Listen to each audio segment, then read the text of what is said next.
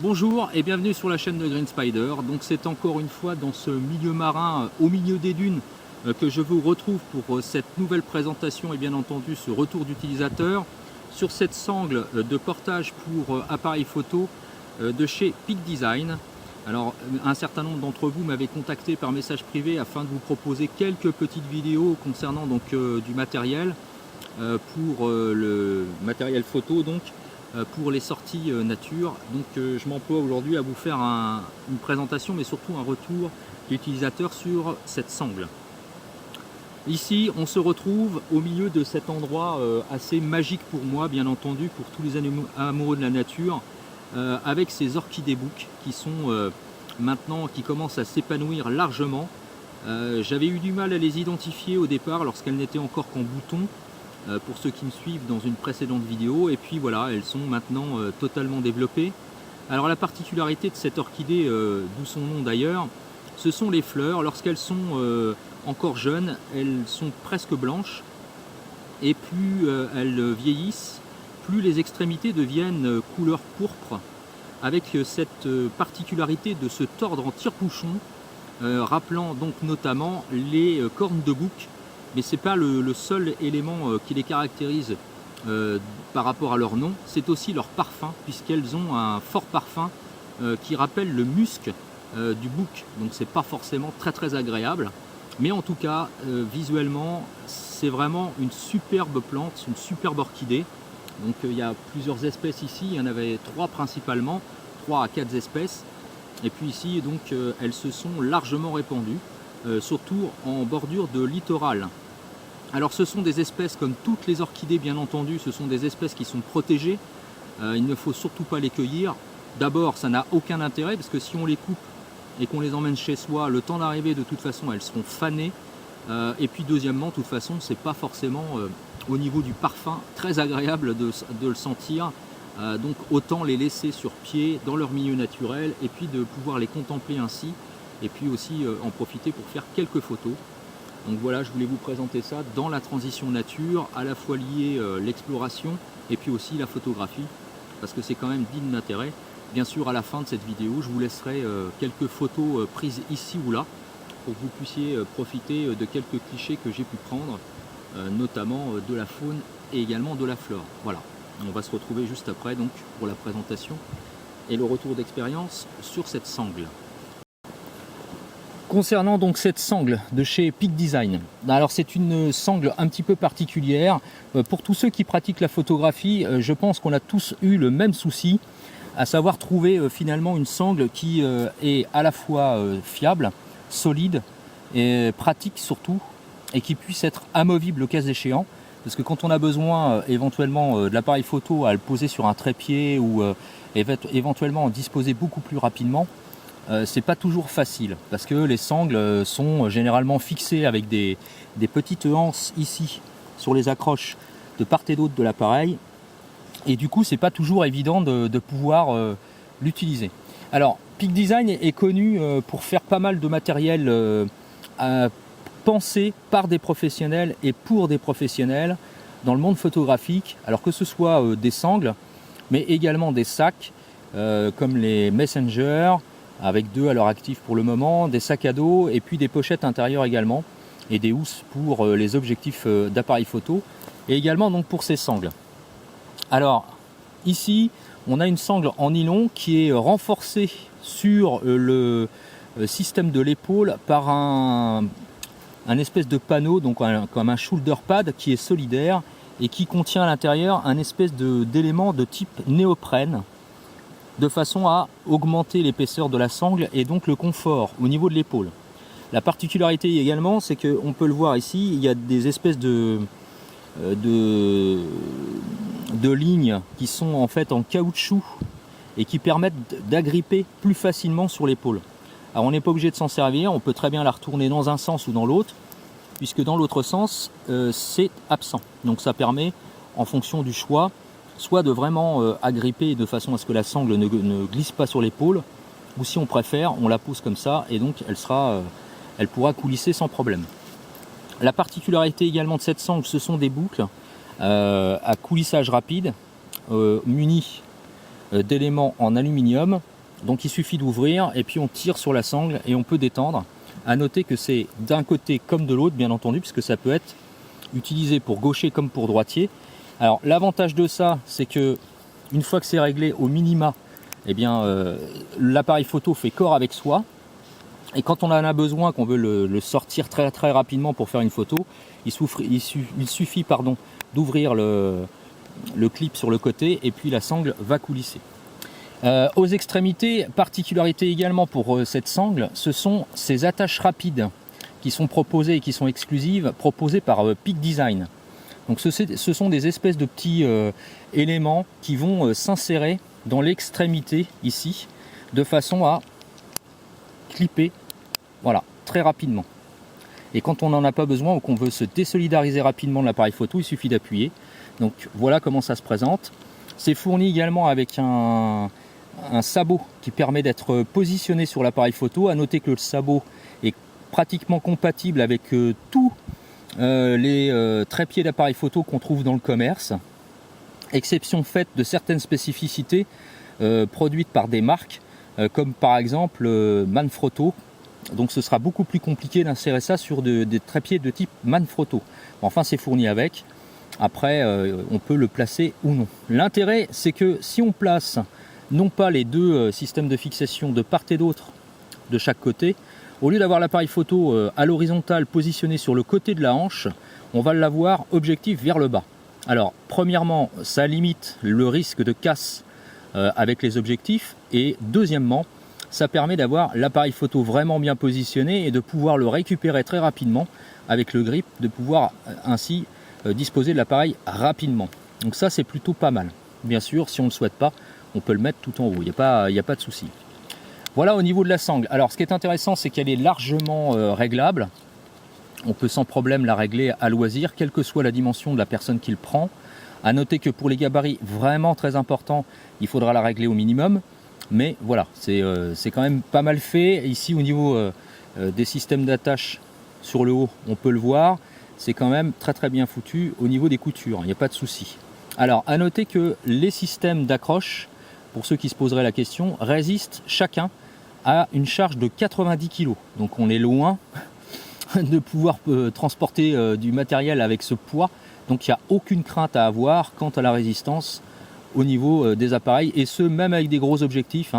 Je pense notamment à des 600 mm voire plus, et éventuellement des boîtiers DSLR avec des gros grips et batteries supplémentaires. Donc rien à craindre quant à la résistance au niveau du poids. Maintenant on va passer quand même au Rotex. Alors maintenant au niveau du Rotex, comment ça se présente? Alors on peut porter bien entendu la sangle autour du cou de manière logique, comme toutes les sangles qu'on peut proposer qui sont proposées dans le commerce. Il n'y a pas de souci par rapport à ça. Alors comme je vous le disais, au lieu d'avoir l'appareil photo qui est positionné comme ça au niveau de l'abdomen, automatiquement avec ce système d'accroche ici, l'appareil va être tête en bas. C'est vraiment beaucoup plus pratique, sincèrement. Pour avoir essayé pas mal de sangles, c'est beaucoup plus pratique d'avoir l'appareil photo. Alors comme je le disais, d'abord ça limite la casse, et puis deuxièmement ça permet d'avoir l'appareil photo très rapidement, plutôt que de l'avoir comme ça. C'est pas toujours évident, surtout s'il y a du monde. Quand on bouge, l'appareil a tendance à faire vecteur, et on peut éventuellement cogner l'objectif, et ça peut être dommageable pour les lentilles. Donc résultat de l'opération, ce système d'accroche est quand même plutôt bien pensé. Alors l'autre particularité, c'est que comme on peut le voir, on est sur une taille standard, classique on va dire, quand les boucles sont mises au minimum. Alors on passe l'appareil photo avec la sangle à l'envers, comme ceci, en travers, alors que ce soit dans un sens gaucher comme droitier, ça pose aucun problème. Et du coup quand on se retourne, voilà comment on a l'appareil photo. Voilà, vers le bas, et du coup c'est quand même beaucoup plus pratique. Quand on veut s'en servir, rien de plus simple, on prend la sangle, on descend et on shoot. Voilà, c'est extrêmement rapide et c'est fiable. Voilà. Donc quand on s'en sert plus, alors après on peut régler en fonction. Si on préfère avoir l'appareil photo plus vers le bas, on peut le faire avec par exemple, je pense à un pancake ou un truc comme ça au niveau des objectifs très réduits, un 40 mm, n'importe quoi, même un 30 à grande ouverture, ça pose pas de problème. Si par contre on a un 300, voire un 600, voire plus pour ceux qui sont très fortunés, automatiquement l'objectif va descendre très très bas. Donc c'est l'intérêt aussi de pouvoir remonter la sangle. Donc ça c'est plutôt intéressant. Au niveau des accroches, pas de souci. Si on a besoin de se désolidariser rapidement de l'appareil photo, eh bien il suffit d'appuyer sur les éléments. La sangle reste quand même sur soi. On prend l'appareil, on peut se mettre à terre, etc. Ou éventuellement shooter en hauteur, ça pose aucun souci. On a le boîtier à portée de tir. On replace, on récupère la sangle. Et voilà, le tour est joué. On n'est vraiment pas du tout embêté. Si on a besoin de mettre ça sur un trépied appareil photo, c'est nickel. Ça se fait très rapidement. On pose le trépied, on se désolidarise de la sangle et on positionne ça. Donc c'est vraiment très très pratique pour ça. Par contre, tout n'est pas rose, bien entendu. Alors, les points critiques à apporter. Alors, le problème c'est le haut de la sangle qui a tendance à faire comme ça, c'est-à-dire qu'elle se casse en fait. Voilà, elle se casse ici. Alors elle se casse dans le sens où, voilà, elle n'est pas cassée, hein, mais comme on peut le voir, ça fait un mauvais pli. Et ça, c'est toutes les sangles. Hein. J'ai regardé d'autres de chez Peak Design. J'ai regardé chez d'autres qui ont proposé ça, notamment les Américains. Ils critiquaient d'ailleurs le même problème avec ça. Donc c'est du néoprène. Alors le problème, c'est qu'au bout d'un moment, bah, ça donne un espèce de mauvais pli quoi, au milieu. Et on le sent, le néoprène est écrasé. Alors pour qui, pourquoi, je ne sais pas, mais c'est comme ça. Alors le système de l'autre truc que j'aime pas trop, c'est sur le dessus, une espèce de panneau plastique qui est censé adhérer. Alors pour ce faire, on suffit de mettre la sangle à l'envers, bien sûr, et du coup, quand on va positionner ça, voilà, ça bouge plus. Seul problème, c'est que ben, les sangles sont à l'envers, ici. Voilà, c'est-à-dire que quand on veut se désolidariser, il faut retourner la sangle pour pouvoir l'utiliser. Donc je vois pas trop l'intérêt. Moi, je m'en sers pas du tout. Je la mets dans ce sens-là, ça pose pas de problème. Et dernier point éventuellement, même si c'est très bien monté, même si c'est quand même très bien foutu, quand on tire avec vraiment des objectifs assez lourds, les sangles, voilà, même si elles sont fermées, elles ont tendance à glisser. Voilà. Alors quand on est avec un objectif qui est pas trop lourd, ça pose pas de problème.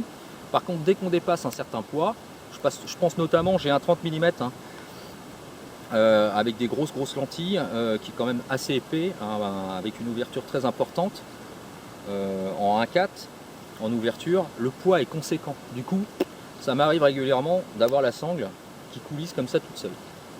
Voilà, donc ça, je comprends pas. Alors j'ai essayé d'autres systèmes, d'autres réglages pour voir s'il fallait vraiment aller jusqu'au bout en haut, mais il y a du néoprène, donc de toute façon, on ne peut pas aller plus haut. Hein. Donc après, voilà, ça recommence à glisser. Alors, l'hiver, c'est moins vrai. Je pense que c'est une question de température, j'imagine. Mais l'été, dès qu'il commence à faire chaud, sincèrement, bon, elle ne glisse pas toute seule, mais elle a tendance à glisser assez rapidement. Donc du coup, c'est le point noir également. Au niveau des attaches, par contre, rien à dire. C'est bien, c'est fourni avec, il y en a 4. Donc on peut mettre ça sur 2 appareils photo. On peut mettre ça aussi sur, pourquoi pas, des accessoires. On peut penser notamment à des portes objectifs ou des choses comme ça. Donc bon, c'est quand même très bien fait. Le dernier point à critiquer, ce sera le prix, parce que c'est quand même assez cher. Il faut compter une soixantaine d'euros pour le modèle noir, standard. Il y a des versions limitées, avec 2 coloris différents. Coloris un peu bordeaux, marron, et puis les coutures qui sont beige, etc. C'est uniquement une question de look. Et l'autre, c'est bleu, qui pète un peu. Et il faut compter 70 euros, rien que pour une couleur différente. Donc je trouve ça quand même, franchement, assez cher. Pour une sangle, même si la technique elle est là, on ne va pas contester ça, c'est bien fait, c'est bien monté, les coutures sont bien faites, le principe, le concept, etc. c'est vraiment très bien pensé, mais je trouve que c'est quand même très cher, c'est réservé quand même à des budgets assez importants, donc il faut y penser. Voilà pour les points positifs et les points négatifs.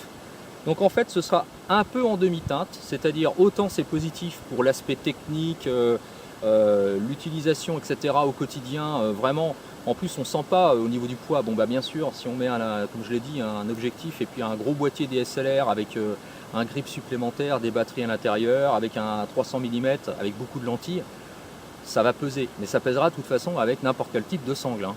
Même les espèces de trucs à harnais là où on fixe là-dessus, personnellement j'en vois pas l'intérêt, mais bon après on peut y penser, mais ce sera le même problème de toute façon. Donc bon, c'est quand même en demi-teinte, c'est surtout par rapport au prix. Franchement, je trouve que c'est cher. Bon, on peut se faire plaisir. Après, est-ce que ça peut être la sangle ultime? Bah, je ne sais pas, mais en tout cas, c'est vraiment bien foutu parce que on peut penser à, pour ceux qui ont deux boîtiers différents et qui veulent les trimballer mais pas tout le temps en même temps, on peut se dire que bah, la sangle elle est bien pour ça parce qu'en plus on peut laisser les attaches sur l'autre boîtier et du coup interchanger rapidement. Donc on est dans la voiture, on ouvre le coffre, on se dit tiens qu'est-ce que je prends, bah, je vais prendre celui-là, crac pof, on a une seule sangle et on accroche et ça ne se trimballe pas non plus dans le sac. C'est-à-dire qu'on retire ça, c'est vendu avec une housse, j'ai oublié de le préciser, qui est bien foutu, on peut ranger la sangle à l'intérieur. Donc on désolidarise l'ensemble entre la sangle et puis l'appareil photo et on peut mettre l'appareil photo par exemple dans un Messenger ou un gros sac photo spécifique et du coup la sangle bah, elle n'est pas là pour nous gêner. Donc c'est plutôt pas mal. Voilà. Le seul truc franchement c'est le prix. Voilà, je trouve que c'est un peu cher pour ce que c'est, mais c'est du Peak Design. Bon, c'est fait par et pour des professionnels. On aura peut-être l'occasion d'en reparler. Alors j'ai eu l'opportunité de tester, pour ceux qui s'interrogent, le Messenger grâce à Ghostwire Red Bull qui me l'avait confié pendant un certain temps pour pouvoir le tester. Je ne le présenterai pas parce que je n'adhère pas au sens concept et prix. Voilà, je trouve que c'est bien fait, c'est pareil, c'est bien fait, c'est bien monté, c'est un bon élément, c'est un bon Messenger qui peut éventuellement s'articuler pour autre chose que la photographie, mais je le trouve très cher. Voilà, c'est très cher, ça vaut 250 € minimum. Je trouve que c'est vraiment abusé pour ce type de concept, même si c'est bien fait, hein, c'est pas le problème, le concept il est là, hein, mais je trouve que c'est cher. Voilà, donc je le présenterai pas parce que voilà, je trouve que c'est pas, on va dire, je dis pas que c'est qu'il faut pas l'acheter, je dis simplement que c'est vraiment pour des gros budgets et qu'au final de toute façon, même si c'est bourré de petites astuces ici ou là, ça apporte rien de plus qu'un Messenger classique pour appareil photo. Voilà. Après, je ne connais pas le sac à dos, donc je peux pas en parler, mais pour le Messenger, bon, que ce soit l'Everyday Carry d'ailleurs ou l'autre, hein, c'est le même principe. C'est simplement que le Messenger classique est plus grand et que l'Everyday Carry, forcément, est plus petit. Voilà, mais bon, je trouve pas ça forcément, pour le prix, je trouve que c'est cher. Voilà, donc bah, pour ceux que ça intéresse, en tout cas, vous pouvez prendre ce type de sangle sans craindre. Prenez-la en noir, franchement, vous économiserez 25 € par rapport au prix sur l'autre. Hein, c'est 70 voire 75, hein, je l'ai vu à 75 € sur différents sites. Je vais quand même vous laisser les liens, bien sûr, pour que vous puissiez aller voir pour ceux que ça intéresse, à la fois sur Amazon et puis Peak Design. Comme toujours, maintenant sur la chaîne, ce sera à titre indicatif. Voilà, je vous laisserai les liens, mais ce ne sont pas des liens en relation commerciale, loin s'en faut, ce sont des liens à but uniquement informatif, c'est tout. Voilà, j'espère que cette vidéo, une nouvelle fois, vous aura plu dans ce contexte milieu naturel, magnifique, on ne s'en lasse pas. N'oubliez pas, profitez, je vous laisse en compagnie de quelques photos prises ici ou là, et quelques vues de cette magnifique nature. Soyez curieux, allez regarder, observez, même si vous ne faites pas de photographie, penchez-vous, parfois il y a des choses assez extraordinaires à contempler. Merci à toutes et à tous, comme toujours, de votre fidélité. Si vous avez des questions, c'est par message privé. Je vous dis à très bientôt pour une prochaine vidéo, et d'ici là, comme toujours, portez-vous bien, et bien sûr, carpe diem. Salut!